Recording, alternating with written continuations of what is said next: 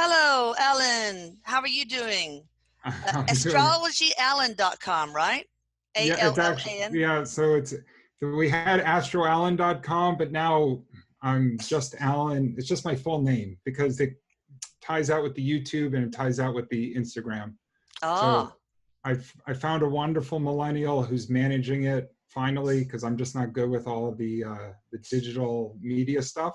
mm-hmm. And so he had suggested that we bought a new URL. So it's just allanvarah.com. So Allan Varah. ALLANV like Victor Oh, yeah, ARAH.com. I will put it at the end for sure anyway. All right, Perfect. so nice. I missed you. It's been a while I, since we've done something together. I know. I feel like we should have like a more regular schedule where we talk every 3 or 6 months or something and I just have know, to because look forward to. you have so much to share. Well, And we thank were you. really talking about something very interesting before I hit record. Um, because I think a lot of blog members, a lot of people all over the world struggle with, I just want to like hang out in the spiritual stuff, and I don't want to, like turn on the news and watch about the coronavirus. I don't want to have to deal with my snooty neighbor, that kind of stuff. So it's the tug of Sure. war between human and spiritual. Yeah, and it's perpetual, and we do live in the physical realm, and so we have to take care of the physical body. We have to take care of the mind, the mental, emotional state or body, if you will. The spiritual body or the spiritual self is really the true self. And as we move further into our spiritual awareness, we're less and less affected by what's going on in the physical realm. So you maintain a presence, like you have to understand, like if there is a virus moving around the planet, you obviously want to make sure that you're in a safe place as not to increase your chances of contracting the virus. You're not vacationing in the Wuhan province or No, whatever. please, no. You know what I mean? But realistically, like you still have to be conscientious of, your diet and how you care for your body and the company that you keep and the energy around you and how you're necessarily being influenced if you find yourself completely agitated by watching political news or carried away by fear and anxiety. You have to be conscientious of all of that. Yeah, But as you go further and further into spiritual wisdom and spiritual awareness, you're less vulnerable to the happenings on the physical plane. that is so And true. and that allows you to Yeah, orient your perspective differently and recognize it's not just because it's an internal kind of existence, and we know that obviously we'll come back and that we have many incarnations to fall back on and many incarnations to look forward to, but more because the human egotic mind is going to always try to get your attention, and it does really well with anxiety and and and stimulation and distractions and fear and anxiety. Those all pile into it so well. But yeah, the spiritual self can transcend all those human qualities and give you the inner peace and the calm that allows you just to be right. settled, just to be at peace. Yeah, and the fear, the negative thoughts, law of attraction, you can actually weaken yourself, make yourself more vulnerable to things like including the coronavirus. So, Exactly, and that's very true. So so where you put your time, where you put your energy, where you put your attention, that is effectively sending a signal to source or to the universe that that's what's most important to you, and that becomes the manifestation. It becomes a reinforcing of your own trajectory. yeah, So if you spend your time constantly worried about scarcity, I don't have enough, I don't, there's not enough money, there's not enough time, there's not enough food, whatever it is, you're going to end up living a life where, sure enough, there won't be enough time or money or food. yeah. It will Because just you're reinforce it. saying I don't have enough. So the universe is going to be a Xerox machine and literally give that to you. You Exactly. don't have enough. Or I want to be rich. Then you're always going to be in the state of wanting to be Well, rich. that's it. And that's basically saying I'm not rich and I want to be rich. So it's not a manifestation, it's reinforcing what you don't have.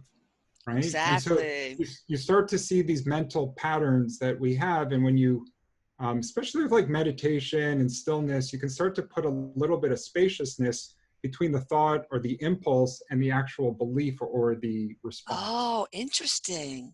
And that's Wait, say ultimately, that again, because I felt like that was so profound. With so with meditation.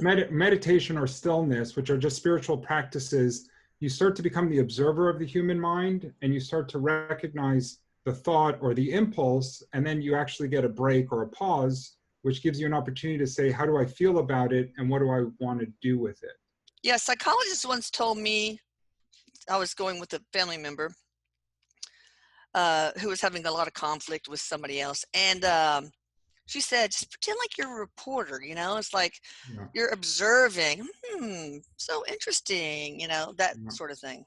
And that's just it. Be the observer of your thoughts or your behavior, as opposed to the prisoner of your thoughts and behavior. Yeah, and Meaning beware simply, what you think.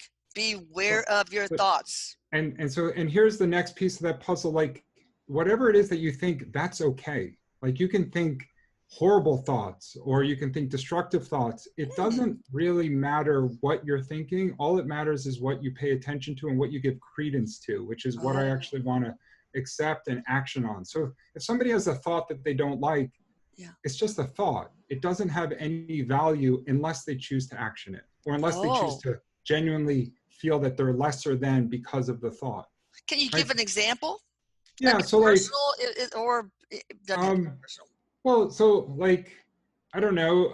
Like, people have moments of low self-esteem, or they have there's sometimes they feel like, if you go to, I mean, it can manifest in a million ways. Think about times when you're at a dinner party and maybe you say something or you feel out of place, or perhaps you don't feel as if you're attractive enough. That's actually a good one.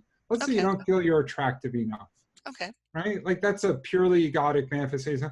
So you can say, I'm not as beautiful as the person sitting next to me, or I'm lesser than, because of her sense of fashion and I don't share it, or whatever it may be. So whatever you believe your level of attractiveness is, that's just in your mind. And Yeah. the mind is going to do whatever it can to always kind of grab your attention. And so in Eastern philosophy, they call it the monkey mind. And the image that I always liked is, think about a cage full of monkeys that are always rattling the bars. Oh my And they're God, doing, that's me. and they're doing everything they can to grab your attention all the time.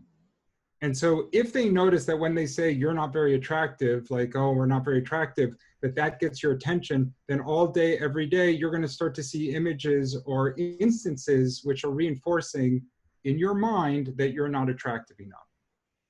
And Okay. all you're doing is you're feeding those monkeys bananas every time you pay attention to it. And then Yeah. maybe you go and you buy something to say, well, this will make me more attractive. Or you go ahead and, I don't know, you seek, some externalization of it, which is looking for praise or looking for somebody else that's going to validate you. So you talk to somebody else who also doesn't feel they're attractive, and they go into, you go watching, I don't know, Yeah. reality TV, and it brings you down to that space where you're like, well, I might not be attractive, but they're even less so, like, and you start to create some hierarchy in your mind. Whatever those examples are, it's nothing more than the egotic mind doing what it can to grab your attention. And that spiritual practice is giving you that spaciousness to start recognizing that those are the tendencies of your mind, and to say, here it goes again, right? What do I want to do with it? And it's actually with love and acceptance, you can say, you know what, it's just my mind, for whatever reason, creating these thoughts. There's nothing wrong with the thoughts. There's Yeah. absolutely, I'm not trying to repress them. I'm not going to add negative intention to try to repress or to belittle the thoughts that my mind is by default throwing off.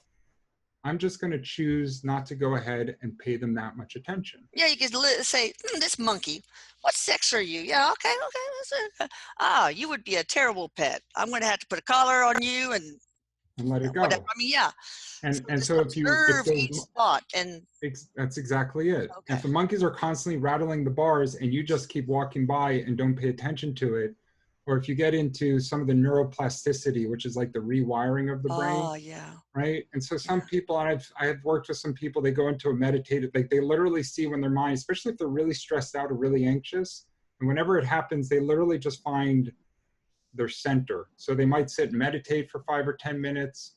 I have one woman out in California, actually, that she puts on classical, like, Baroque music. Whenever she finds herself, she goes into a hyper judgmental state where Mm, she's just never good enough.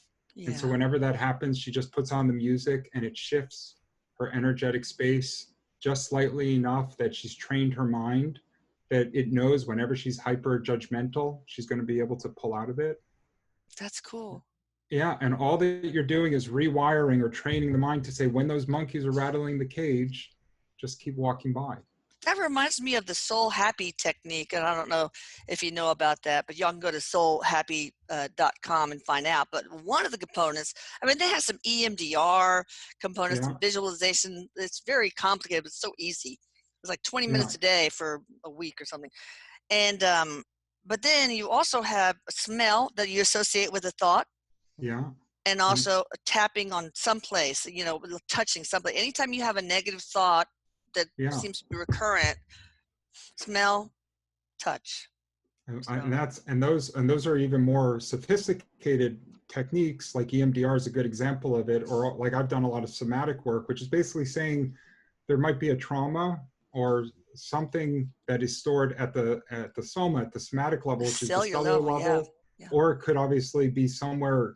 You can have all sorts of like PTSD, and people don't realize that a trauma is really just experiencing something that was more than the nervous system was capable of handling in that moment, Yeah. which is why kids get so easily traumatized, because their Yeah. nervous system is underdeveloped. But you could be Oh, in a car accident, you could be chronically stressed out from work, you could be in a terrible relationship, and we'll talk about how relationships over time can wear you out and become in their own right quite traumatizing. yeah. And the body and the nervous system, all it wants to do is keep you safe. It doesn't really care if you're functional and healthy from the exterior, like social Oh, I standpoint. see. It Oh, really just wow. cares what it has to do to keep you protected. That's fascinating because remember reading this book, Taming the Tiger or something like that. It was about, Yeah, it was. PTSD. Yeah, Yeah, that's you know all these what's. books. I know all God, these books. So I'm a reader. That's releasing that. That's the I'll remember his name. it's Releasing the okay. I Tiger. won't remember 5 minutes after you tell me anyway.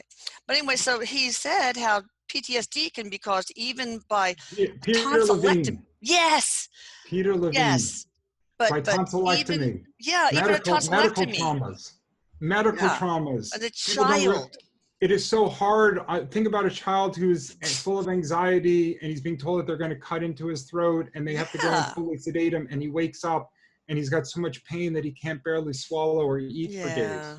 Yeah. Like medical traumas are right up there, and we don't even realize how sensitive the body is, especially in a child when they go through these things. Yeah.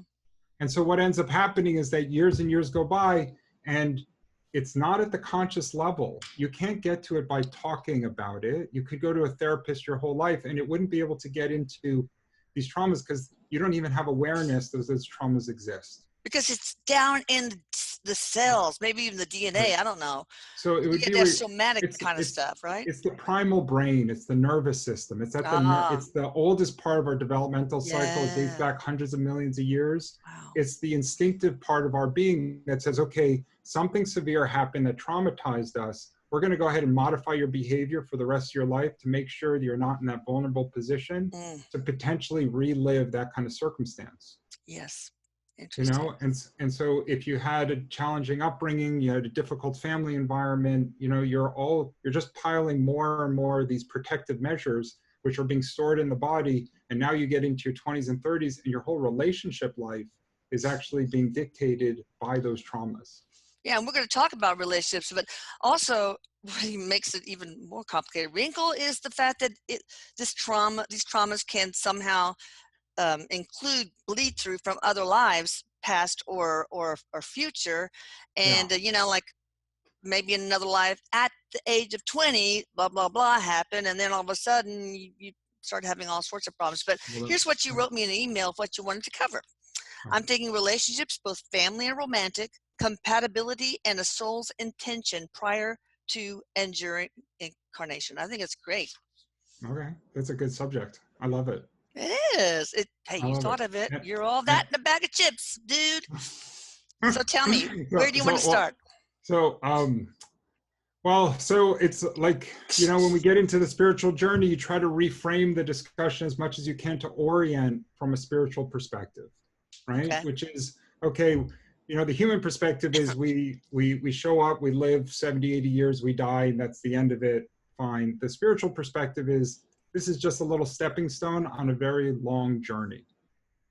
And Yes. if we continuously incarnate and go through many lives, we can say, well, maybe I have one or two things that I just want to learn in that life. I want to set aside a certain priority for that incarnation. Yeah.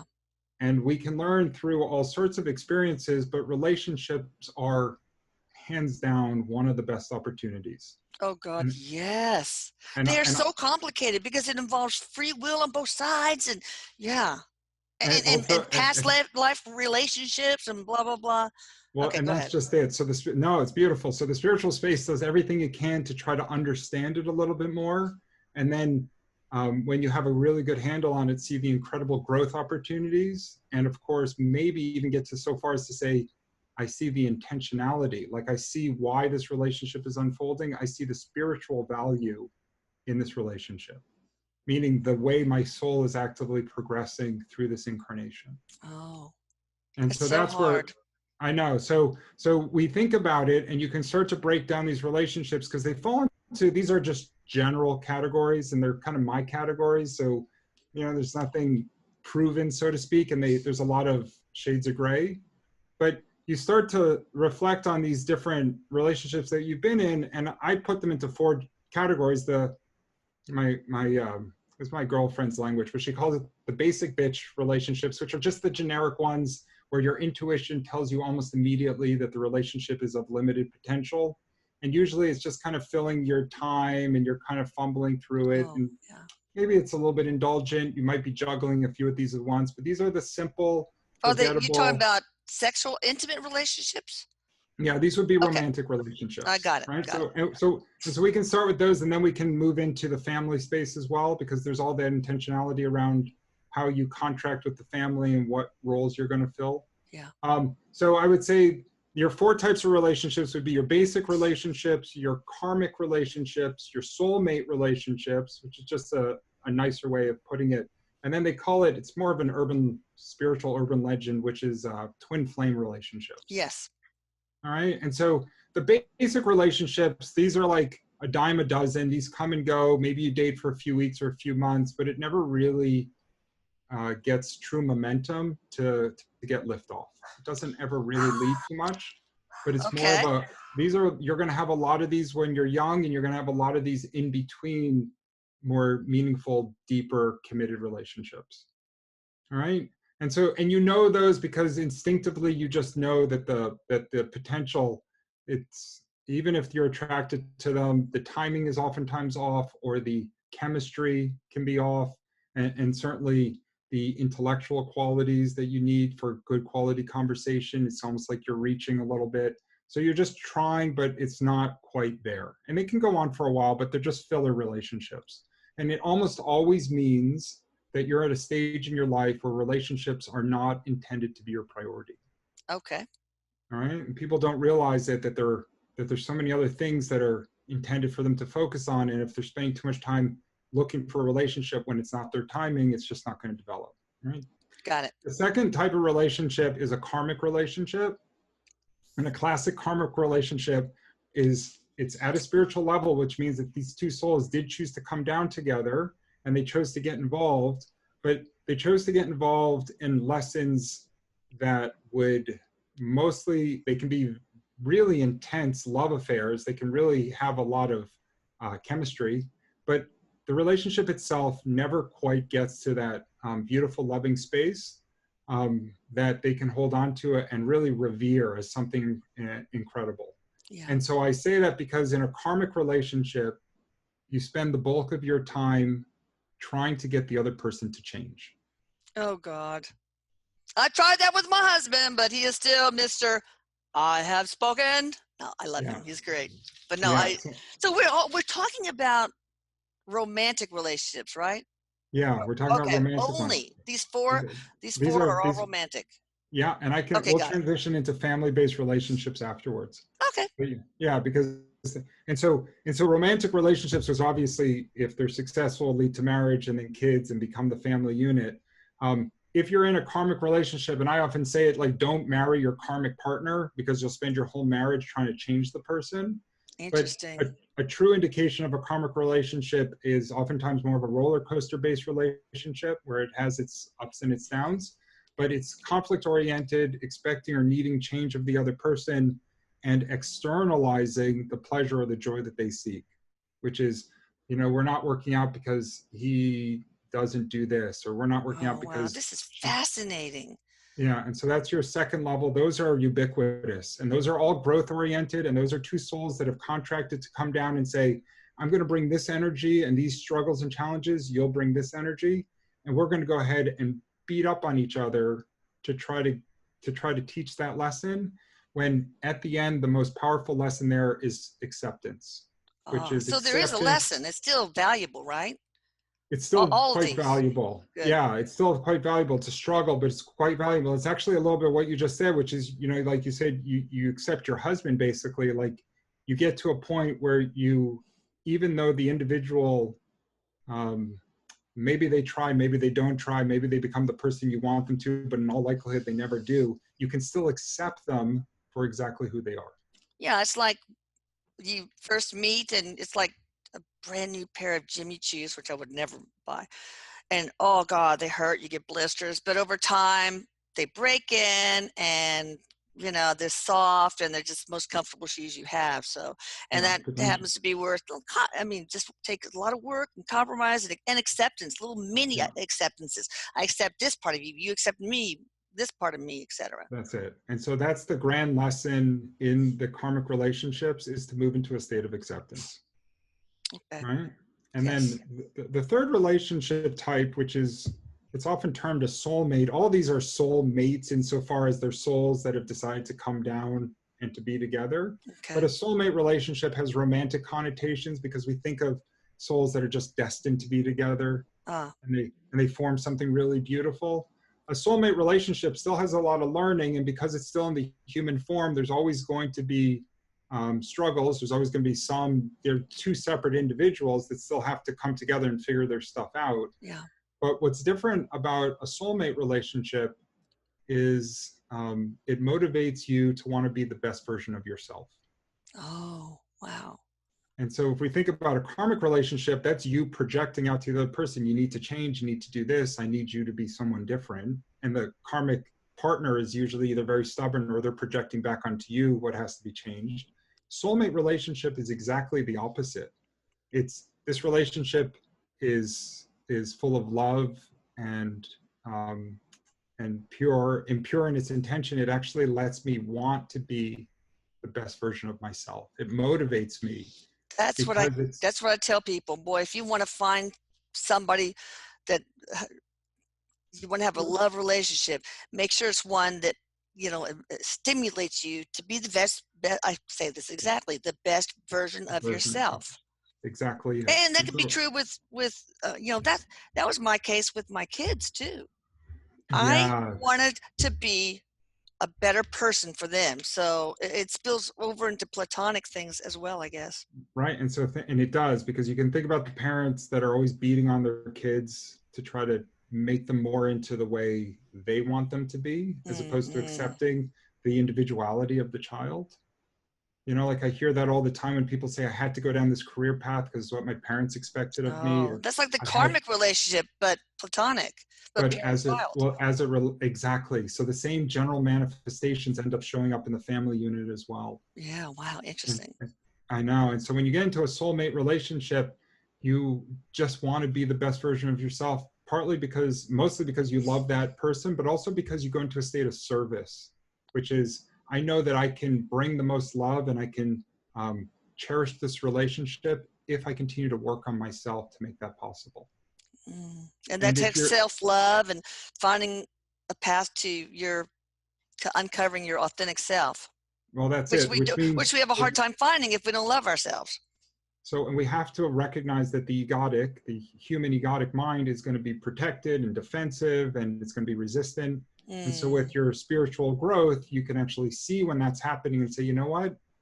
I don't always need to be right. I don't always need to be heard. Like, I don't have to be somebody more than I am. I can just be in, you know, in a state of love and acceptance for whatever his needs are or whatever her needs are, and then go ahead and deprioritize me in an effort to meet what it is that they need most.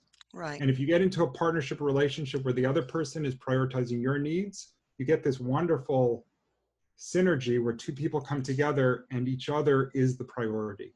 And that's true soulmate connection or true soulmate bond. Well, say, where does the saying come in? Put your oxygen mask on first. Yeah. Now, So first tend to your own needs. that that Um, that, that so so how that does that that work? that whole concept is if you're like if you have a health challenge or there's something extreme in your life and you can't possibly be in service to another person, you can't Fix that first. completely overlook your own personal needs. Like Right. so like the Cancerian female, for example, is notoriously a nurturer and it can be a little bit needy at times. There are a lot of examples of Cancerian mothers who have gone so far to actually sacrifice their own well-being or give up all their financial health or completely Mm, consume themselves with the needs of their children or their partner at their own expense. yeah, And so I got you. they end up creating an imbalance. So they haven't put on their own air mask. They've gone ahead and just said, no matter what it takes, I'll take care of the person next to me. And all the while they're suffocating That under makes their own sense. decision making. Yeah. So that's where that expression comes in, because it all does come with balance, Yeah. you That's know. true. But and when you think it through, I can be in a me-based relationship where this relationship is all about me, right? Which is narcissistic or self-absorption, which is what am I getting? Are my needs being met? We can be in a we-based relationship, which is, are we prioritizing the relationship? Where do we want to go on vacation? Where do we want to live? What's most important to us? And then you get what we're describing here in a soulmate, which is a you-based relationship, Mm. which is your love and happiness is the most important thing to me. And the other person turns around and says, well, your love and happiness is the most important thing to me. How And so, beautiful. yeah, you're genuinely and to get there, you're always looking for opportunities to grow and improve self so that you can show up more completely for the person you're with. Oh, I love that last sentence you said. Gosh, that's very profound. Well, thank you. I like our conversations. Oh, gosh, it's amazing. It gives you shivers, that one. You know, you and I have very similar astrological energy. I Because know. I remember. Actually, I was wondering, wait, he said something was similar. Was it he and Erik or was it me? yeah, He and I. But yeah. it's you and I, because you're on the cusp there. You're a fire earth cusp. Uh-huh. And I happen to be an earth sign with half my chart in fire. So we have similar Okay. manifestations. Yeah, That's energetic awesome. manifestations. And so the fourth type of relationship, just to mention it, you don't see it too often, but there is actually some validity to it. They call it the twin flames. Hmm. It's this concept that the soul actually split into two separate bodies with the hopeful intention of actually reunifying in the Hmm. physical realm. So the masculine and feminine find each other and they come together. And because they're part of the same soul, it's a really bizarre union where they actually are automatic. Like it's just like, oh, yeah, this was always meant to be. And they start to see all these bizarre personality traits, behavioral tendencies, weird habits. Like all of them are almost identical. And Wow.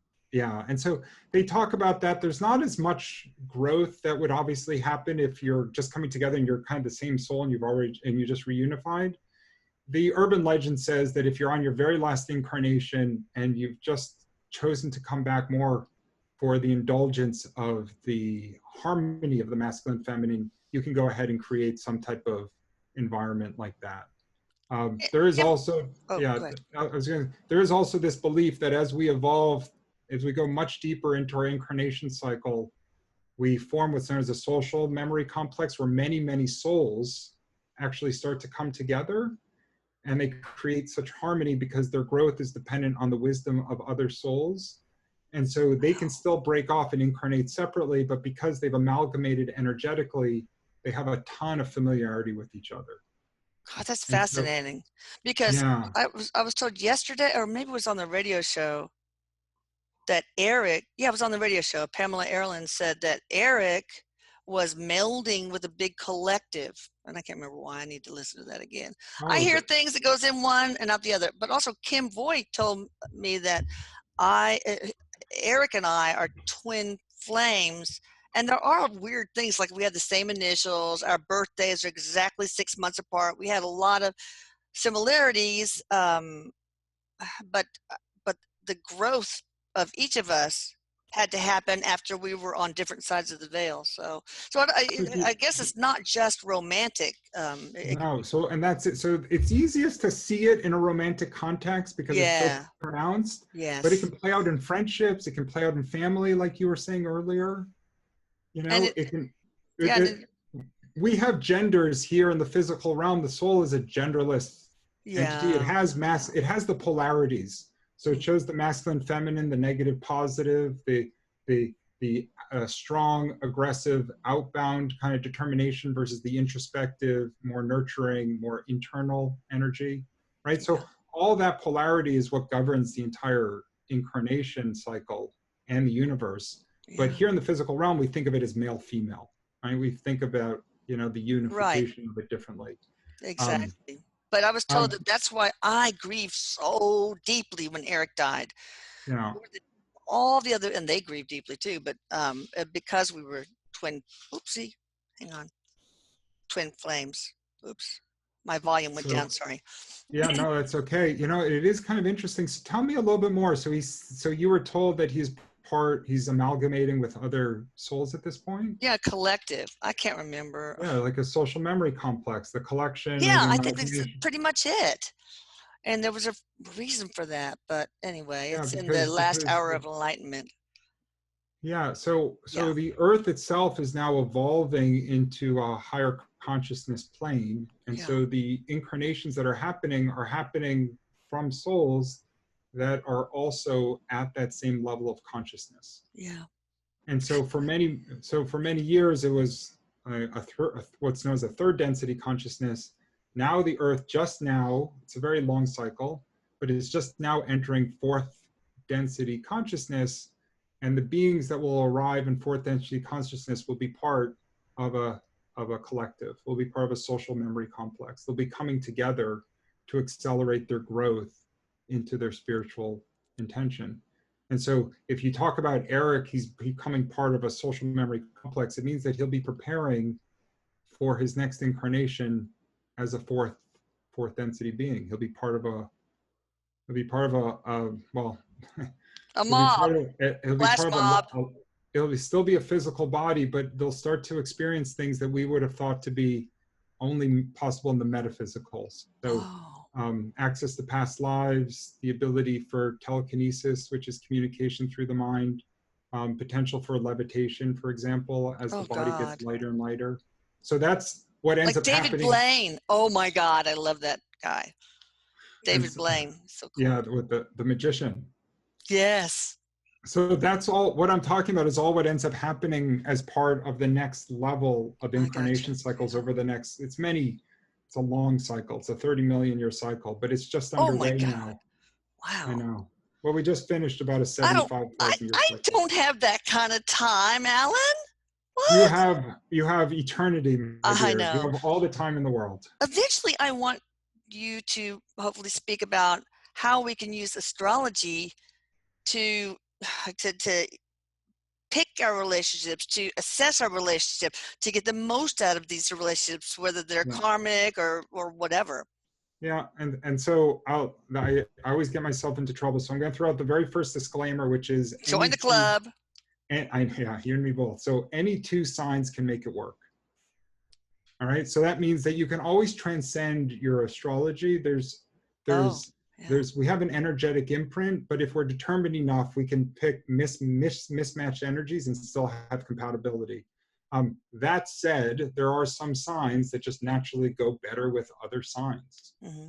right? And so when you Right. look at your whole chart, you have to look at the composite. You have to look at all the energy in the chart.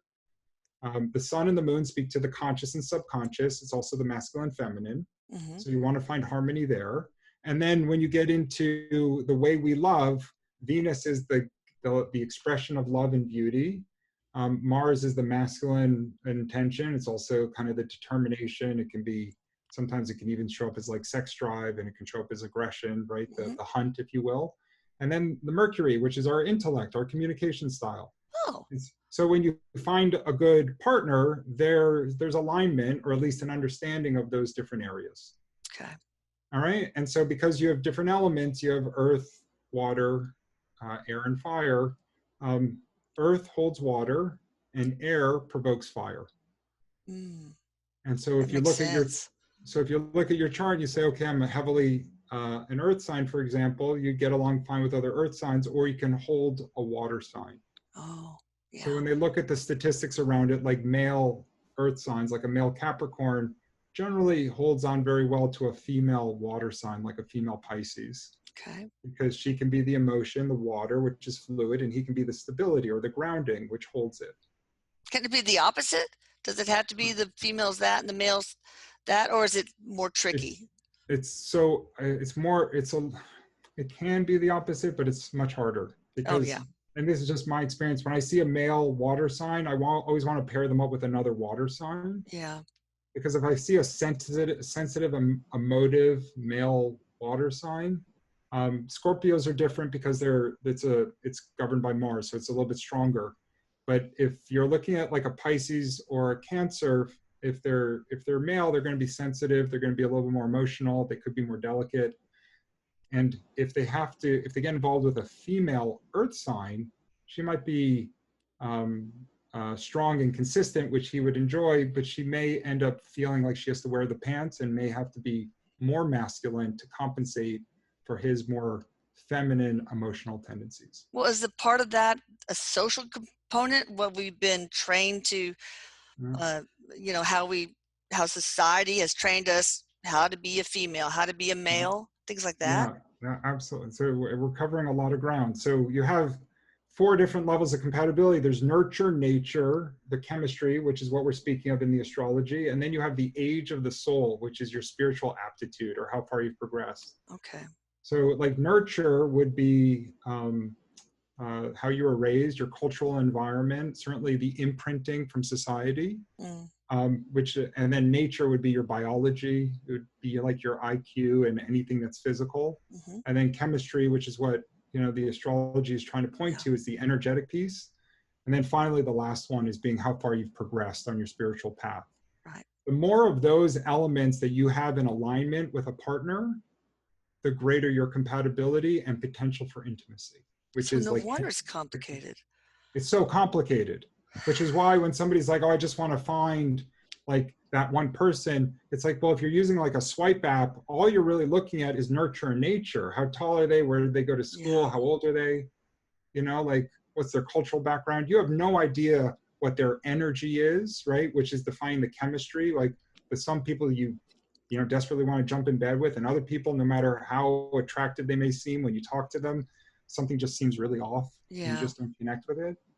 And then the fourth one, which is your spiritual growth or progress, um, that just speaks to how evolved your consciousness is. yeah. And a lot of that speaks to your judgment, your intuition, your prioritization, your priority structure, whether you're more selfish and motivated by the determination of the material mind, or whether you're more expansive and understanding kind of the bigger workings at play here. And But ultimately, how yeah, much work you've done in these incarnations. I guess it's not really chronological, like I'm this many years old. It's like, no, it's how far it's you've progressed. okay, okay, right. Got it. How much you progress. You could have somebody who's been incarnating for thousands of years who's relatively stuck because they can't seem to get past the blocking spot. Yeah. And then you have other people that just move very quickly through their Mm, incarnation cycle. So like if Erik is now moving into his fourth density space, in his next incarnation, his only compatibility will be with others that are at that same level of consciousness. I see. That So makes he could sense. kind of dummy it down and be with somebody who's not yet at that level, but the connection would always feel No. a little bit lacking. It'd be a little bit weaker. Yeah, so that explains your disclaimer that it's not all astrology. I mean, there's other three parts that can That, make an unmatched astrological thing work and vice you know, versa. That's fascinating. exactly. And so when somebody prioritizes too much of the material, like if they prioritize the person's career or their income or their social status in society, they're almost always going to come up a little bit disappointed, oftentimes because they're overlooking the chemistry, and then they don't necessarily know that they're even at the same level of their soul's journey, right? One soul may have progressed so much more than the other that even if they're attracted to them based on what they can see on paper or visually, there's so much more at play that they haven't accounted for. Yeah, that's why people say I've outgrown him or I've outgrown her. Is that or partly? Yeah, That's exactly it. Is because they're progressing even through this physical life, they're progressing through this journey, and their partner may not be moving along with it. Yeah. Or it could be that, okay, we honored our spiritual contract. We were meant to have this child and move on. We were meant to learn, I was meant to learn self-empowerment and things like that. And then, boop, done. And that's it. And so it could be a singular lesson, or it could be a series of lessons. And once those lessons are learned, they release the agreement, meaning that they can now move on to something else. Okay. You could also have the grand lesson being coming into acceptance for a failed relationship, or letting go of that which has run its course. And so I see. sometimes you have a soul that incarnates with a deep fear of loss or fear of abandonment. And so they incarnate into a really volatile household, and then they end up finding a partner who they hold on to specifically because they're afraid of being left again. Yeah. And their deepest lesson, and then he'll end up leaving them, for example, to force them into that space where they have to learn what it's like to be on their own 2 feet and to be by themselves. Yeah. You know, and That's so tough. and so this is where the introspection becomes so powerful. If you know yourself, if you truly understood your trigger points, how you react to them, how your mind operates, all the different stimuli and provocations around you, then when these things are unfolding, you have the wisdom, you have the capacity to actually see them for what they are and not be reactionary, but more be spiritually minded and understand the growth in the lessons at hand. Yeah, you're the observer, You're the observer. You're not no the longer gladiator fighting in the the pit. that's it. You're no longer the victim, right? Victim. Yeah. It's like, It's, well, I'll tell you anecdotally, my parents were so horrible. I mean, 3 of us kids escaped to be homeless. The beatings were so bad, broken bones, blah, blah, blah, and emotional abuse. And, uh, for a long time in my adolescent and young adulthood, it's like, oh, poor me, poor me. But then I decided to, say, well, there's got to be value in this. And I did. I figured that I learned how to be assertive. And I knew this must have been a contract that we played together, but he went overboard, my father. yeah, Overachiever, and to be more nurturing and more compassionate. And when I was able to discover the nuggets, the golden nuggets, I was able to be grateful for it and release the suffering. And yeah, then and I envision myself, instead of a pawn being pushed around by external circumstances on a chessboard, I could raise myself up to a perspective of a chess player. I'm the yeah. one moving those Just pawns, moving the nobody pieces. else. So that Right, was a huge change for me. And right. uh, Even if you're ultimately on the board with those pieces, but now you're actually seeing it and you can have control over how it unfolds. right. And so they talk about that there's basically 4 kingdoms of spiritual growth. Where most people are stuck is the first kingdom, which is the victim complex. This is happening to me. You Yes. know, like, look at my difficult childhood, look at how terrible my dad was. Of course I'm stuck in this shitty life because of everything I've been through. I hate my boss, I hate whatever. It's victimization. The very first step of spiritual awakening moves you to the uh, for me complex, which is, this is happening for me. This is Oh, happening for my growth. This is happening for my awakening. This is happening for my benefit. is that what happened to me when I realized there was something valuable in that? It's exactly what you're Oh, okay. describing. Oh, wow. You could have been the homeless person who never overcame it and was always the victim her whole life Yeah, because of her yeah. difficult upbringing. Or you can be the empowered soul who said, wow, I may have even contracted with my father. Granted, he got carried away, but I probably contracted to be in this tough environment so that I could actually overcome early stage adversity and go on to become a medical professional, go on to, become an online, I don't know, influencer, or go on to a healthy relationship, go on to a Mm. beautiful family, go on to become a part of the community because of everything that I've learned and the courage that I developed through that adversity. I thought I This was in the happened. remedial class all this time. So what Well, about the third kingdom? Or you might not be finished with this one. yeah, no, that happened for me. It's okay. I'm long-winded. So that I appreciate you moving me along. So that happened. No, So everything you say is so powerful. Go ahead. oh, thank you. So this happens to me, victim complex. This happened for me, which is the growth empowerment complex, the state kingdom of empowerment. The third kingdom is, this is happening through me, which Ooh. is, I have gifts and talents, and I recognize that I'm here to share all that is, and I want to be a channel or a mechanism by which this can all flow through me. And that's where you are. Well, I like to think that at times I'm there, but I oscillate between the second and the third kingdom mostly.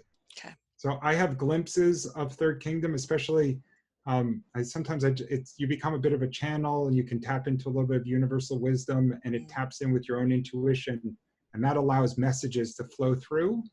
And then everything that I'm saying, like, it's not me, like Allan, who knows these things per se. There has been some lessons in this physical life, but a lot of it is just the wisdom that's flowing through me from I either my. see that. That was on my whiteboard as a thing. I feel like some of these really powerful things you're channeling from your higher self, perhaps, or universal Yeah. wisdom. It's really incredible.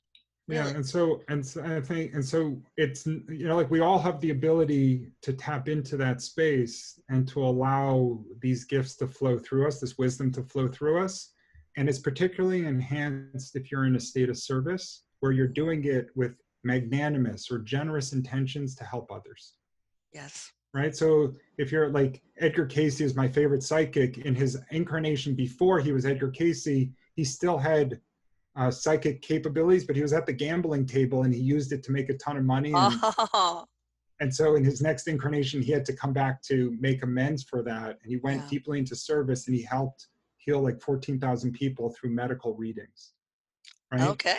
And so if you want to go into a state of service, then you have a much higher likelihood of tapping into the energy that's necessary to bring through those gifts in the fourth kingdom. Okay. And then the third kingdom, excuse me. And then if you're curious, the fourth kingdom, so this is happening to me, this is happening for me, this is happening through me. The fourth kingdom would be the I am, which is the universality of recognition and understanding that we're all part of one, and you can actually feel the connection to source. You can feel the source energy existing within you, and you no longer feel a separation between the people around you. You recognize the universality of That's our like existence. Jesus and Buddha stuff. Are you kidding me? Wow. I mean, Yeah. Sri Swami Svatmandana teaches that. He teaches how to people to not only intellectually know, yeah, we are all one, we're all whole and part of God, but to actually live as such.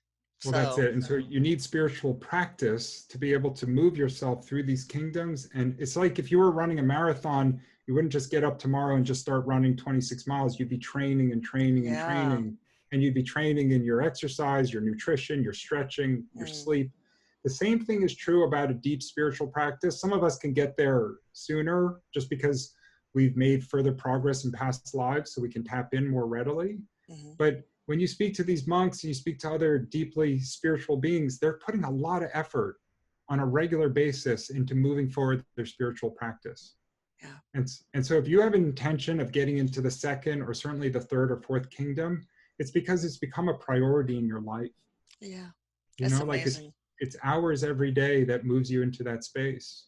Well, you can't have 5 kids and do that. But I'm going to put that on my little list anyway. Maybe I'll put it right under get the mail or bathe the dog. Practice living as one. I'm going to do that. Yeah. So for the easiest thing to do, and that's in that case, is to move into a state of stillness on a regular basis. Yeah. So, and it looks different for some people. Actually find it in yoga, which is beautiful. I find it in meditation. There are other people that will just literally just go out into nature and sit there for hours on end without a phone or a distraction or Yeah. even a book. And it's almost as if they're trying to talk to the trees, and they just sit there contemplating thought and watching it pass by. Whatever it is that you desire, you need time to allow the human mind to quiet those bars in the monkey cage, to have to Yeah. quiet down enough so that you can see it more clearly and allow you to tap into a higher consciousness. And like see your thoughts. It's just a river flowing through you. Yeah, And I like to think of them as clouds passing by in the sky, and wow. almost like you can choose, you just see them as clouds. You don't, sometimes you pay them attention, but it's really not for any other reason than just to be in a state of calm and tranquility. Yeah. Wow. That is amazing. You know what? Would be so cool. I don't know if the time zone might be a problem. It'd be so cool to have you on, as a guest on the radio show, especially to talk about for anything. We can have several shows, but the Four Kingdoms thing, Yeah, that's it's just, great. And that's the Agape group came up with that years ago. I think that's brilliant because you can always see where somebody is in their journey based on what kingdom they're in. Yeah. And you know it right away when there's a victim complex and you're like, yeah, you know what, they're just in the first kingdom, and that's okay. It just Yeah. means that they're suffering more. Yeah. I sure If, was there for a long time. So well, of every course. time you transcend to the next kingdom, your human suffering diminishes considerably. Oh gosh, yeah. And you can develop more and more compassion when you look at the people who have just been through the kingdom you just, struggled, dug yourself out of. You don't dig yourself out of anything, Exactly. but whatever. Then you can have more compassion. And sometimes people who are victims are so annoying and energy vampires, but It's because they're I think that, suffering. yeah, they're suffering. And sometimes those who are the most, are the hardest to love are the ones that really need it the most. So we And, should not and forget that. And that's just it. And so it comes back to your statement earlier. You still have to put your mask on before assisting another, right? Yeah. So if somebody is really destructive and suffering terribly, you do what you can, but you don't do it to your own detriment. You still have to No. find balance and harmony in that Yeah. relationship. Exactly. And there are many people that are incarnating with quite a bit of karma. And so part of that suffering is their journey to balance past lives, in Yeah. which case it doesn't matter what you do, they're still going to suffer until it's been completely eviscerated, until Yeah. they've really dug in and torn it out. Right. So don't And, let a toxic relationship tear you apart. You can't just, disconnect from them and just send them love and light. Just send them healing and, energy. Just whatever you need to do.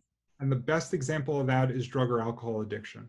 Oh God, yeah. And so if Oh, somebody's in a relationship where their partner is an addict, and mm, especially if they're clean and their partner is an addict and they're trying to support them and trying to help them, but their partner has whatever karma that still has to be cleared, so it's going to come through the suffering from addiction. yeah. You really have to be careful of how you protect yourself as not to get sucked down into that addictive state and everything that comes with a really nasty addiction. I know. Oh. And a lot of times those people have negative entities attached that just need to be disconnected. But that's a Because whole nother topic.